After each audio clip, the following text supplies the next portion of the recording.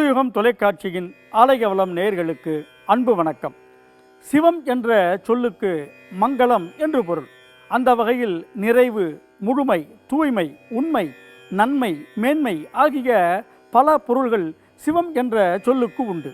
தூய தமிழிலே சிவம் என்ற சொல்லுக்கு சிவந்த நிறமுடையது என்று பொருள் கூறப்படுகிறது. வடமொழியிலும் மங்களம் அல்லது மங்கள் என்ற சொல்லுக்கும் சிவந்த நிறமுடையது என்றே பொருள். ஆகையால் தான் செந்நிற கிரகமாகிய செவ்வாய் கிரகம் வடமொழியில் மங்கள் கிரகம் என்று அழைக்கப்படுகிறது. நிறைவு, முழுமை, தூய்மை ஆகியவற்றை குறிக்கும் நிறமாகவும் மங்களம் எனப்படும் சிவப்பு திகழ்கிறது. அதனால்தான் இல்லங்களிலும் கோவில்களிலும் இன்ன பிற இடங்களிலும் சுப நிகழ்வுகளின் இறுதியில் அது நிறைவாகவும் முழுமையாகவும் தூய வகையிலும் நடந்தேறியது என்பதை குறிக்கும் வகையில் மங்கள ஆரத்தி எடுக்கப்படுகிறது. வாழ்வின் நிறைவு, முழுமை என்பது பரமாத்மாவாகிய இறைவனோடு ஜீவாத்மாக்களாகிய நாம் ஒன்றிணைவதுதான். ஆகையால் தான் அனைத்தின் முழுமையாகவும் இருக்கின்ற ஆண்டவனுக்கு சிவன் என்ற பெயர் ஏற்பட்டது. வாழும் வாழ்க்கையில் நிறைவு, முழுமை ஏற்பட கணவனும் மனைவியும் ஒன்றிணைந்து செயல்பட வேண்டும். இதனைத்தான் சிவனோடு சக்தி இணைந்து இடப்பாகத்தில் அமர்ந்த புராண சம்பவம் குறிக்கிறது. அத்தகைய மங்களகரமான திருநாள்தான் மகா சிவராத்திரி திருநாள். பக்தர்களுக்கு வாழ்க்கையில் அனைத்து வித மங்களங்களோடு இறுதியில் முக்தியாகிய நிறைவையும் தரக்கூடியது மகா சிவராத்திரி வழிபாடு. இந்த மகா சிவராத்திரி வழிபாடும் இரவில் தூங்காமல் கண் விழித்திருக்கும் விரதமும் தோன்றிய திருத்தலமாக தஞ்சாவூர் மாவட்டத்தில் உள்ள திருவைகாவூர் வில்வவனேஸ்வரர் திருக்கோவில் போற்றப்படுகிறது. அந்த மங்களகரமான சிவத்தலத்தின் ஆன்மீக சிறப்புகளை இன்றைய ஆலயவளம் நிகழ்ச்சியில் தரிசிப்போம்.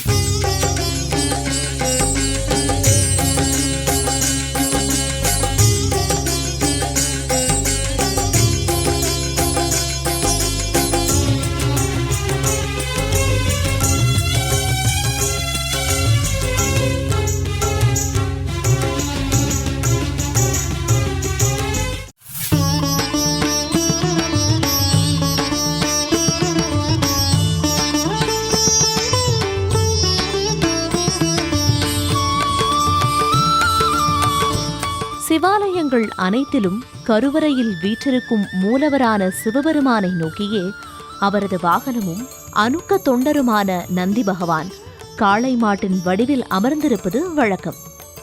திருப்பூன்கூர், பட்டீஸ்வரம், திருப்பூந்துருத்தி ஆகிய திருத்தலங்களில் மட்டும் மூலவர் சன்னதிக்கு நேராக நந்தி பகவான் அமர்ந்திருக்காமல் சற்று தள்ளி இருப்பதை காணலாம்.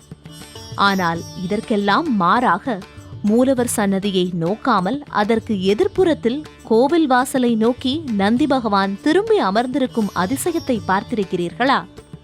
அத்தகைய அதிசய நந்தியை தரிசிக்க வேண்டுமென்றால் தஞ்சாவூர் மாவட்டத்தில் திருவைகாவூரில் உள்ள வில்வவனேஸ்வரர் திருக்கோவிலுக்கு வருகை தாருங்கள். இவ்விதம் நந்தி திரும்பியிருப்பதற்கும் மகா சிவராத்திரியில் கண் விழித்திருக்கும் விரதம் தோன்றியதற்கும் தொடர்பு இருக்கிறது. அது குறித்த ஸ்தல வரலாற்றை இப்போது பார்க்கலாம். கொள்ளிட ஆற்றின் கரையில் உள்ள திருவைகாவூர் திருத்தலம் முன்னொரு காலத்தில் மிகப்பெரிய வனமாக இருந்தது. அப்போது வேடன் ஒருவன் ஒரு மானை துரத்தி கொண்டு இந்த பகுதிக்கு வந்தான். அந்த மானோ தவம் செய்து கொண்டிருந்த சிவபக்தரான தவநிதி என்ற முனிவரிடம் தஞ்சம் புகுந்தது. மானை குறிப்பார்த்து அம்புவிட முயன்ற வேடனிடம் தன்னிடம் அடைக்கலம் புகுந்த மானை கொல்ல வேண்டாம் என்று முனிவர் கேட்டுக்கொண்டார்.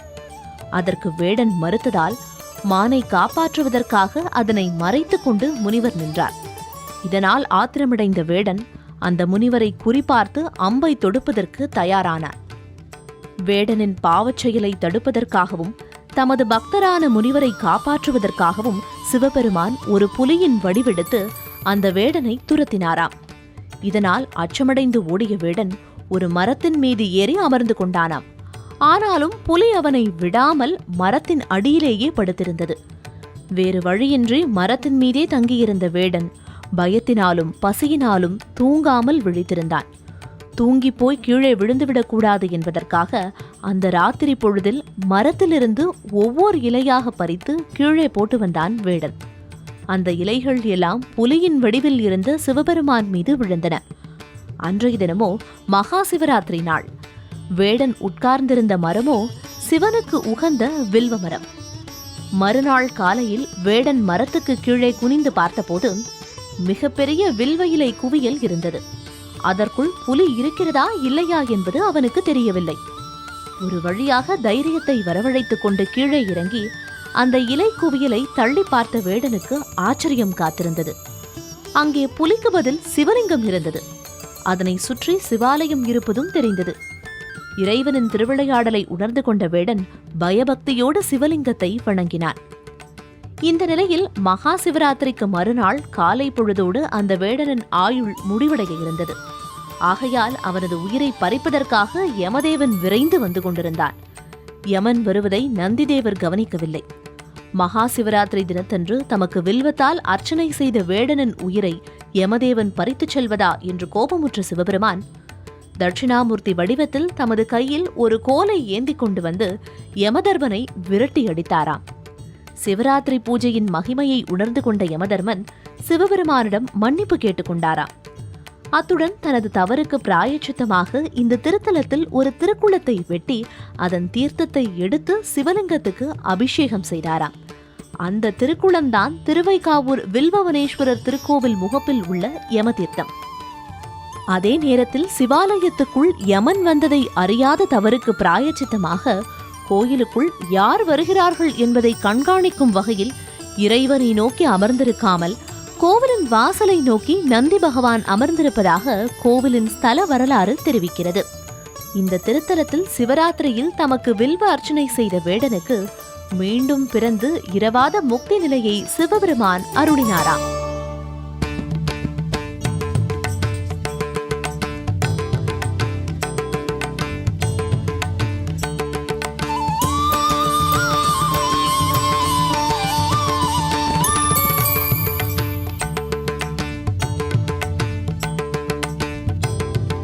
மகா சிவராத்திரி பூஜை மற்றும் கொண்டாட்டங்களுக்கு ஆந்திர மாநிலம் ஸ்ரீசைலத்தில் உள்ள மல்லிகார்ஜுனர் திருக்கோவில், காளகஸ்தி எனப்படும் திருக்காலத்தியில் உள்ள காலத்திநாதர் திருக்கோவில், கர்நாடக மாநிலம் திருக்கோகர்ணத்தில் உள்ள மகாபலேஸ்வரர் திருக்கோவில், திருவண்ணாமலை மாவட்டம் தேவிகாபுரத்தில் உள்ள பொன்மலைநாதர் திருக்கோவில் ஆகிய திருத்தலங்கள் முக்கியத்துவம் பெற்று திகழ்கின்றன. அந்த வரிசையில் சிவராத்திரி விரதம் தோன்றிய முக்கிய திருத்தலமாக போற்றப்படும் திருவைகாவூர் வில்வவனேஸ்வரர் திருக்கோவிலின் ஆன்மீக சிறப்புகளை எடுத்துரைக்கும் ஆலயவலம் நிகழ்ச்சி சிறிய இடைவேளைக்கு பின் தொடரும்.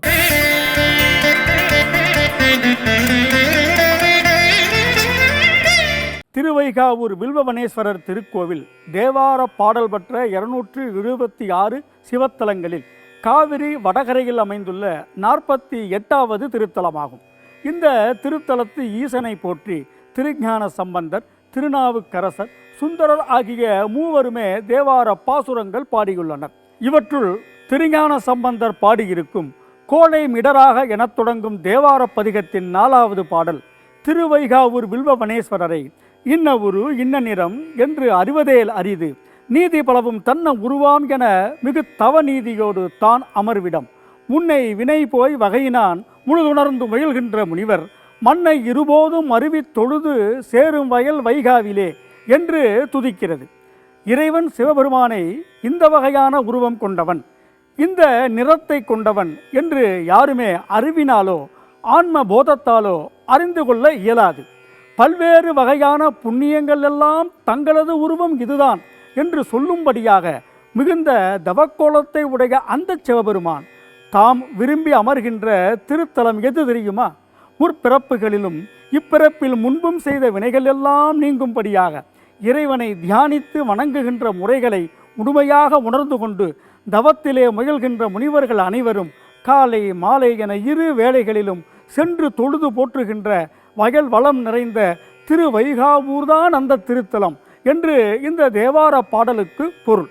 இவ்விதம் தவம் நிறைந்த முனிவர்களுக்கு மட்டுமின்றி எளிய வேடன் போன்றோருக்கும் அருளுகின்ற கருணாமூர்த்தியான சிவபெருமான் வீற்றிருக்கும் திருவைகாவூர் வில்வவனேஸ்வரர் திருக்கோவில் தொடர்பான ஆலயவலம் நிகழ்ச்சி தொடர்கிறது.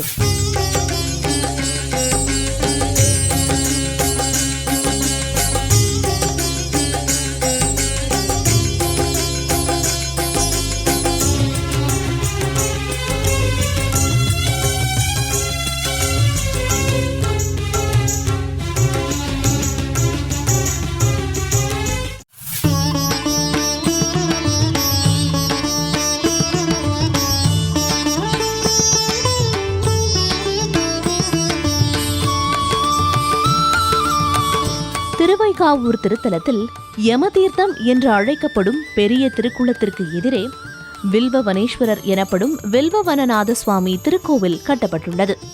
இந்த திருக்கோவிலுக்கு ராஜகோபுரம் இல்லை. கிழக்கு நோக்கிய முகப்பு நுழைவு வாயிலே பக்தர்களை முதலில் வரவேற்கிறது. இந்த முகப்பு வாயிலுக்கு முன்புறத்தில் சிறிய தனி சன்னதியில் வரசித்தி விநாயகர் அருள் பாலிக்கிறார். முகப்பு வாயிலின் மேற்புறத்தில் ரிஷப வாகனத்தில் எழுந்தருளியிருக்கும் சிவன், பார்வதி, விநாயகர், சுப்பிரமணியர், பிரம்மா, விஷ்ணு ஆகியோரின் சுதை சிற்பங்கள் மிக அழகாக செதுக்கப்பட்டுள்ளன. இந்த நுழைவு வாயிலின் வழியாக உள்ளே சென்றால் பலிபீடத்திற்கு அடுத்தபடியாக நம்மை நோக்கி அமர்ந்திருக்கும் நந்தி தேவரை தரிசிக்கலாம். இந்த பிரதான நந்தி மட்டுமல்ல, ஆலயத்தில் உள்ள அனைத்து நந்திகளுமே கோவில் வாசலை நோக்கி திரும்பியபடியே அமர்ந்துள்ளன. நந்தி மண்டபத்தை அடுத்து 3 நிலைகளுடன் கூடிய சிறிய கோபுரம் அமைந்துள்ளது. கோபுர வாயிலின் இடதுபுறத்தில் விநாயகரும் வலதுபுறத்தில் முருகப்பெருமானும் அருள் பாலிக்கின்றனர். கோபுர நுழைவு வாயிலின் இடதுபுறத்தில் சிவராத்திரி விரதம் தோன்றிய வேடன் நிகழ்ச்சி தொடர்பான புராணம் சுதை சிற்ப வடிவில் செதுக்கப்பட்டுள்ளது. அதனை தாண்டி மூலவர் சன்னதிக்கு செல்ல வேண்டும். மூலவர் சன்னதிக்கு முன்னே உள்ள அர்த்த மண்டப வாயிற்படியின் இரு புறங்களிலும் விஷ்ணுவும் பிரம்மனும் துவாரபாலகர்கள் போல் நின்றிருப்பது வேறு திருத்தலம் எதிலும் இல்லாத சிறப்பம்சமாகும். இதேபோல் வேறெங்கும் காண முடியாத வகையில் கையில் கோல் ஏந்தி நின்றிருக்கும் அதிசய தட்சிணாமூர்த்தியையும் இங்கே தரிசிக்கலாம். யமதர்மனை விரட்டியடிப்பதற்காக சிவபெருமான் எடுத்த திருக்கோலம் இதுதான். மூலவர் சன்னதி கருவறைக்குள் சுயம்புலிங்கமாக மூலவர் அருள் பாலிக்கிறார். பிரளய காலத்தின் போது தங்களை அழிவில் இருந்து காப்பாற்றும்படி கேட்டுக்கொண்ட வேதங்களை இந்த திருத்தலத்தில் வில்வ மரங்களாக நிற்கும்படி சிவபெருமான் ஆலோசனை வழங்கினாராம். அதன்படி இந்த திருத்தலத்தில் வேதங்களே வில்வ மரங்களாக தவம் புரிகின்றனவாம்.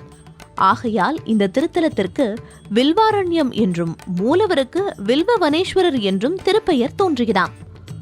மூலவரை சுற்றியுள்ள கருவறை சுவர்களில் தட்சிணாமூர்த்தி, லிங்கோத்பவர், அர்த்தநாரீஸ்வரர், பிரம்மா, துர்கை ஆகியோர் கோஷ்டமூர்த்தங்களாக அருள் பாலிக்கின்றனர்.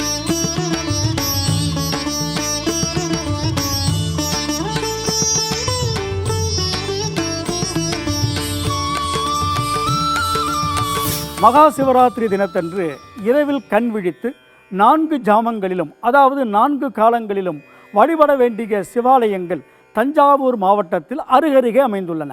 அதன்படி முதல் காலத்தின் போது தென்குடித்திட்டை வசிஷ்டேஸ்வரர் திருக்கோவிலிலும், 2வது காலத்தின் போது தேவராயன்பேட்டை மச்சபுரீஸ்வரர் திருக்கோவிலிலும், 3வது காலத்தின் போது பாபநாசத்தில் 108 சிவலிங்கங்கள் உள்ள ராமலிங்க சுவாமி திருக்கோவிலிலும் வழிபாடு செய்ய வேண்டும். இதனைத் தொடர்ந்து இறுதியாக 4வது காலத்தில் வணங்கி வழிபட வேண்டிய திருத்தலமாக விளங்கும் திருவைகாவூர் வில்வவனேஸ்வரர் திருக்கோவிலின் மகிமைகளை கூறும் ஆலய வளம் நிகழ்ச்சி சிறிய இடைவேளைக்கு பின் தொடரும்.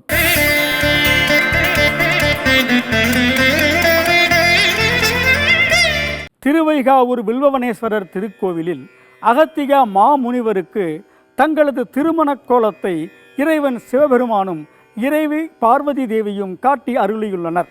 ஆகையால் இது மணக்கோல திருத்தலம் என்றும் போற்றப்படுகிறது.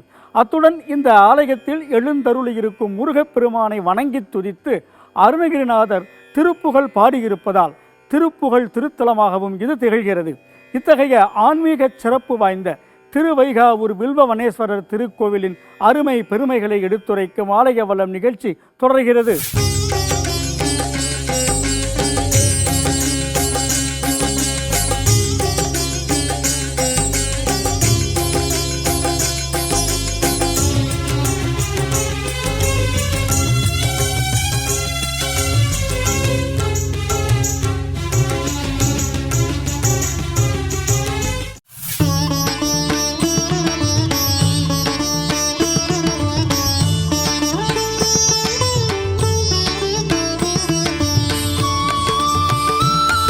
திருவைகாவூர் திருக்கோவிலில் மூலவர் சன்னதிக்கு அருகிலேயே நேர்கோட்டில் அம்பாளுக்கு தனி சன்னதி அமைந்துள்ளது.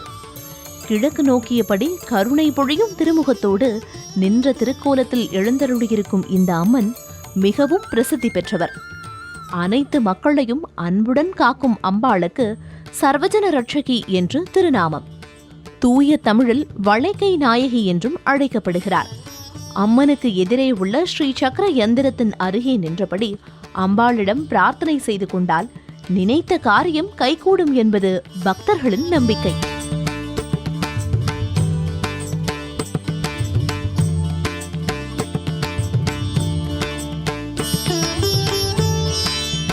கோவிலின் வெளிப்பிரகாரத்தில் சப்தகன்னிமார்களுக்கு தனி சன்னதி அமைந்துள்ளது.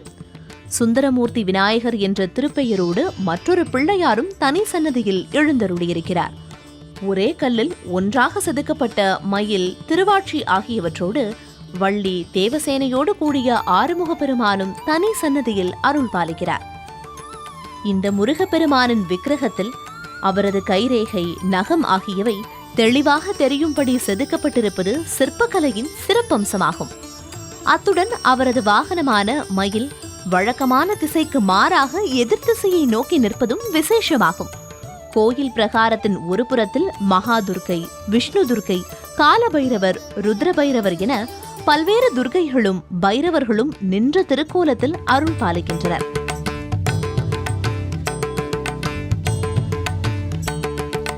திருவைகாவூர் வில்வவனேஸ்வரர் திருக்கோவில் திருஞான சம்பந்தர், திருநாவுக்கரசர் ஆகியோரால் தேவார பதிகம் பாடப்பெற்றிருப்பதால் சுமார் 1200 ஆண்டுகளுக்கு மேல் பழமை வாய்ந்த திருக்கோவிலாக கருதப்படுகிறது. கடந்த 11ஆம் நூற்றாண்டில் குலோத்துங்க சோழ மன்னன் இந்த ஆலயத்துக்கு திருப்பணி செய்திருப்பதை கோவில் கல்வெட்டுகள் மூலம் அறிய முடிகிறது.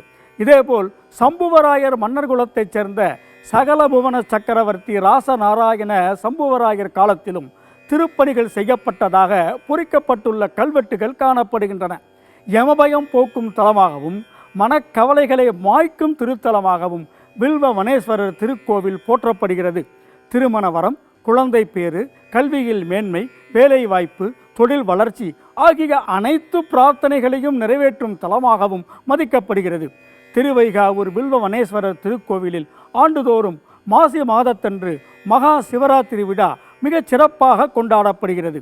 மகா சிவராத்திரி தினத்தன்று இரவு 4ஆம் ஜாமத்தில் சிறப்பு பூஜைகளும் வேடனுக்கு இறைவன் சிவபெருமான் திருக்காட்சி தரும் வைபவமும் நடத்தப்படுகின்றன. சிவராத்திரியை அடுத்த அமாவாசை தினத்தன்று தீர்த்தவாரி நடத்தப்படுவதுடன் அன்றிரவு ஓலைச்சப்பரத்தில் ரிஷபாரூடராக இறைவனும் இறைவியும் வீதி உலா வருவது சிறப்பம்சமாகும். இந்த ஆலயத்தில் திருவாதிரை, திருக்கார்த்திகை, விஜயதசமி ஆகிய பண்டிகைகளும் சிறப்பாக கொண்டாடப்படுகின்றன. கும்பகோணத்திலிருந்து சுவாமிமலை வழியாக ஏராளமான நகர பேருந்துகள் திருவைகாவூருக்கு செல்கின்றன. திருவைகாவூர் சென்று வில்வவனேஸ்வரரையும் சர்வஜன ரட்சகி அம்மனையும் வணங்கி வழிபட்டால் வாழ்வில் யமபயம் உள்ளிட்ட அனைத்து அச்சங்களும் விலகி மங்களங்கள் பொங்கும் என்பது திண்ணம். அடுத்த வாரம் மற்றொரு திருத்தலம் தொடர்பான ஆன்மீக சிறப்பு தகவல்களுடன் சந்திக்கும் வரையில் நன்றி கூறி விடைபெறுவது உங்கள் அன்புக்கினிய பத்மன். நன்றி, வணக்கம்.